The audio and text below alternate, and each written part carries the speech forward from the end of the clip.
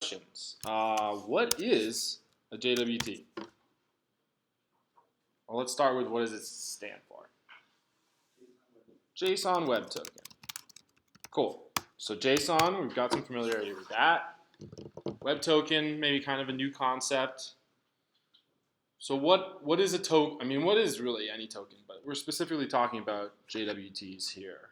What is it? How does it fit into the puzzle of auth here? Yeah. It's like post-authentication, so if you've been authenticated and logged in, the server provides you with a token. Yeah. After you've been authenticated, server provides you with a token. Very nice. Yeah, absolutely. It's a great way to put it. So the rest of these questions really kind of play off of that answer. So how do they help us authorize our users then? So if it's something that we issue after they've been authenticated, stands to reason that we're going to use it in some way. And if the way the question was worded wasn't a hint, let's just say explicitly, it's going to help us with the authorization piece. So we authenticate, and then we can authorize. Then we can check for permissions, whether it's like access levels, like admin or a regular user or whatever, or it's like these are the resources that are tied to you. How do they help us then? What's the next piece once we have them? Once the server's issued one. Any thoughts? Yeah.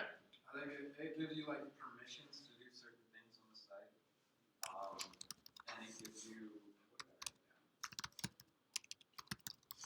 Do things on site. Yeah, it gives you privileges based on your authentication. Yeah, gives you privileges based on your authentication. So it's kind of like gives. It's kind of like I think they use an analogy of like a nightclub in the Learn article with the wristband, where the JWT is kind of like your wristband. So you prove who you are with your ID in that analogy, right? When you're getting in the door, give your ID. So that's your authentication. It's I am this person, I am over 21, whatever. But then for the rest of the time that you're in the club, they put a wristband on you. And that wristband, you don't have to show your ID then every time you want a drink or every time you want to go to a certain part of the club. However, you may not be able to get into like the VIP section, I think is how they talk about it, if you haven't authenticated as a VIP user in this analogy. So, but when you leave the club, what do you do with the wristband? Well, depends actually on the person, I suppose. But generally speaking, is that wristband something that you need to keep forever? No, it's like disposable. You can toss it. It's a festival. Some people like to keep those kinds of things, but that's neither here nor there. The point is that it's sort of this it's like temporary proof of who you are, let's say. Because who you are is the first thing that we need. Once we know who you are, once the server knows who you are in particular, then the server can determine what you're allowed to do, what you're allowed to access, and potentially just on the front end as well. But yeah, it's temporary. JSON Web Tokens can be issued, they can expire, they can be removed, and in fact, the way that we're going to be approaching auth, like logging out, quote unquote logging out, is essentially like deleting the web token from local storage and redirecting to like the sign up or login page or whatever. Cool. So if they're going to be this temporary proof of who you are once you've authenticated, we need to store some kind of information in there to indicate such. So I'm going to actually reverse the order of these questions. So what kind of information should be stored in a JWT? Yeah.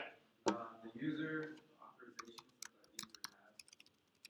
Let's see. Oops. Maybe User. when it was created. Cool. User authorization that they have.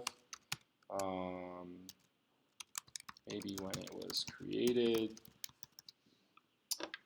Yeah, absolutely. Very nice. We're going to be focused mostly on the user piece. The authorization that they have is sort of another layer. We talked about it a little bit yesterday. Admin, user. Dan mentioned there's different ways of approaching that. I'm not going to worry too much today, at least, about different levels of authorization and permissions. We're going to be concerned mostly with tying a user to only delivering information relevant to the user that's logged in, essentially. So what kind of information do we usually use to identify, just kind of gave it away, to identify a user? IP address, let's say IP address, question mark. What else? What other thoughts? Admin.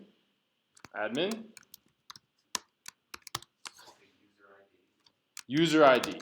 That's the one I was looking for. We could potentially use something like an IP address. That would be more cookies. So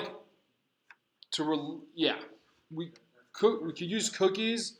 Cookies are one way of handling this that as an alternative to JWTs. I think you can also store JWTs in a cookie. They're accomplishing similar things. But if we need to be able to only look up specific information or only think about like a query to the database. If we only want to retrieve data that's related to Bill, who's logged into the app, we are probably, the main piece of information that we're going to need is Bill's ID. Thank you. Because that's the piece that we actually use when we look up all of Bill's photos or all of Bill's videos or all of whatever. And that's how we don't get the wires crossed between Rob's stuff and Bill's stuff. Because we have this unique ID that the client that we can store on the front end in the JWT, and then the client, when it makes a request, think about a GET request for photos. If we make, if we've got an app that more than one person is using, then not all of the photos in the app or in the database should necessarily be available to everyone. If it's like Flickr or something like that, it's a photo sharing site, and Bill logs into his account, he probably wants to see his photos first and foremost.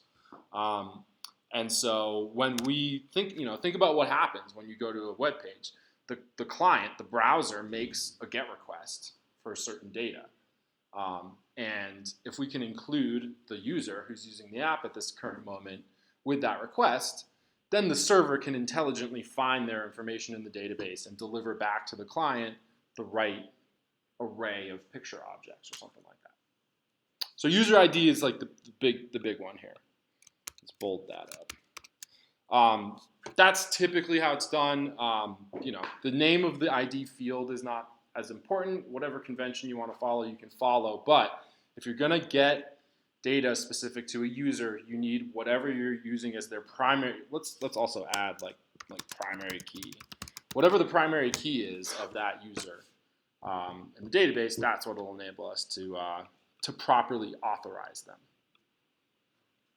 Cool. Questions about that piece? That's super crucial, and may or may not get to actually implementing that in code today, but we'll see.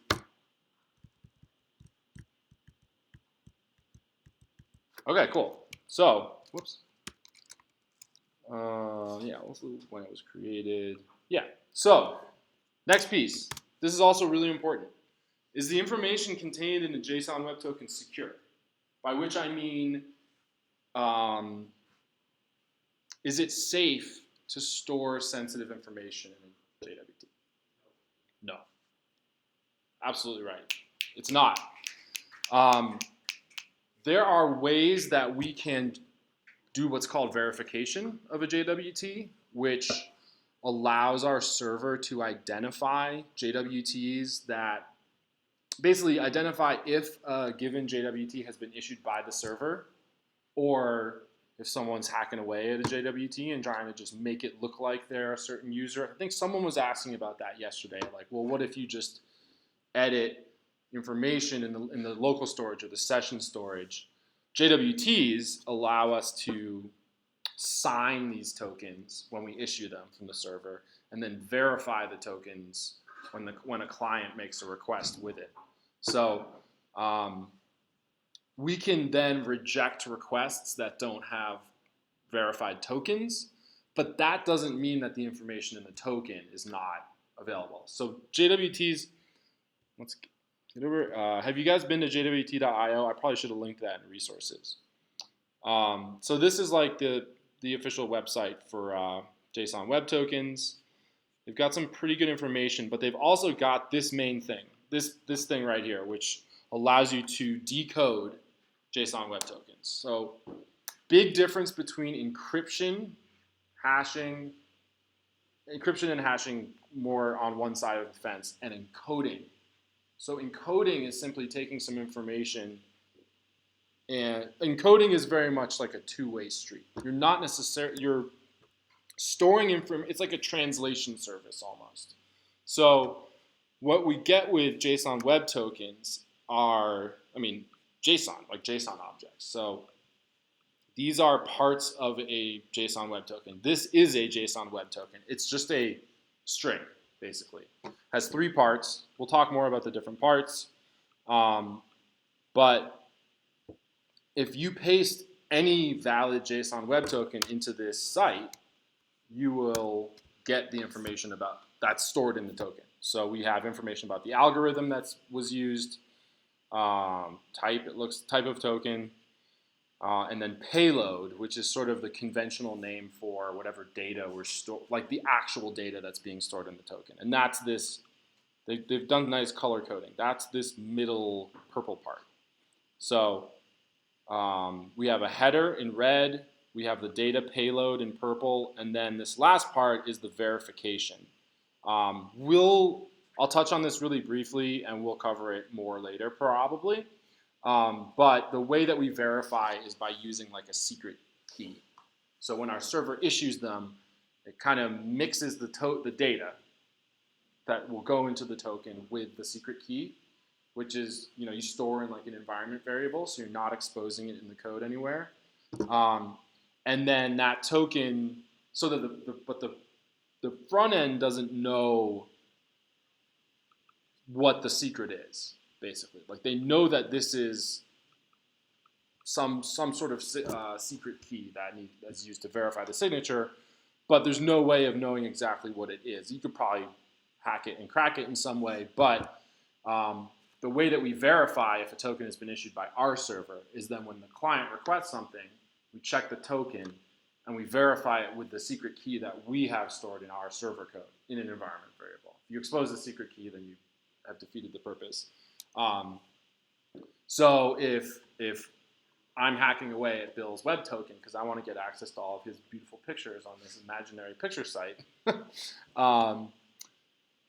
if I don't know the secret, if I don't know how to pass the right portion of the token here, then it's not going to be, it won't be verified, is the essence of it. Yeah? How would you find your token? Of this service would be in like the network. So it would be, I don't know if I'm, whoa, it's a whole bunch of errors.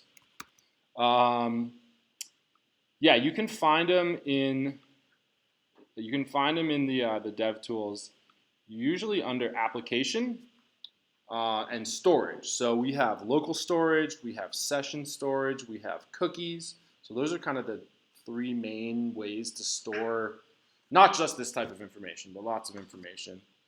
We'll be working with local storage. Do I have all that token here? I don't know.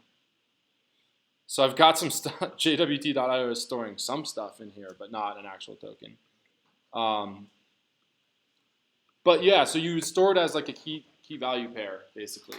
So you'd have like token as the key and the value being this type of string, because ultimately it's like JSON stringified kind of. It's just turned into like this alphanumeric string, and that allows us to store it really neatly encoded, but as just like a key value pair in local storage. But like you could store it in session storage, you could store it in cookies probably. I am most familiar with storing it in local storage, and that's what we're going to be showing you. But we've got flexibility. Basically, there's a number of different ways we can store things on the front end, and sort of like, it's not a persistent database, but information in these types of storage can persist across like browser sessions. So if I were to just like quit my browser and then load it back up, unless that token was set to expire when the browser shuts down, we'll still have it. This is how you get the functionality of, oh, I logged into Facebook, I closed Chrome down or Firefox down or whatever, and you open it back up, you're still logged in. It's because the browser itself is actually storing information about your login state and your credentials. So then when you go back to Facebook or whatever, Google, whatever, it checks to see if you have a token or a cookie or a session kind of currently running. And then if it does and your credentials check out, it just sends you right to your profile page. Cool. So the key thing then, no, it's not secure. The key thing is it's not secure, so we need to be mindful about what we actually put in the tokens. So can you guess what the number one thing we don't want to keep in the token is? Password. Yes, password. No, not secure. No passwords. Even hashed. No reason to expose it, right? Because you have the hashed password in the back end. Usually you just need the ID, right? That's how you look stuff up. And as long as you verify that you've issued the token, then you can feel pretty secure that it's the actual user's ID. Cool. Any questions on, that was kind of a lot actually, but any questions in general about JWTs, more like conceptually, like what they're doing, why they're useful, what kind of information we want to store in them. I'm going to capitalize this also. Can you give like different, I don't know, degrees of JWTs? Like, you want some users to be able to do everything on the site. So those would be like your admins. So Yeah. And then like you want someone to be like half an admin, so they can edit posts or something, but not delete them. Yeah. So like you could do that and give different like levels. Yeah, you could. So if you were going to do something like that, I think the most straightforward way of doing that would be to have some additional fields in your database, like is admin, is like basically some booleans that you're storing kind of hard in the database about that maybe the user establishes when they sign up, or you control through an admin panel what users get that kind of access, and it just flips, toggles the boolean in the database. So let's say you have like a regular user, like is regular, well, I guess you probably wouldn't need one for the base case, but like is admin, is super admin, and then that, like, ultimately you can put anything in the token you want. It's just like an object, basically. It's a JSON object. So you would include their user ID and like their whatever their authorization status was, like is admin true. And then when they send a request, if it's on like a protected admin type route, then the first thing you would probably check is like, does the token include is admin? And if that doesn't check, then kick them. If that checks, then like initiate a query with their ID or whatever. But ultimately, yes, absolutely, you can do that with tokens. Good question. Any others? All right, cool. Let's wrap it for right now. I need a little bit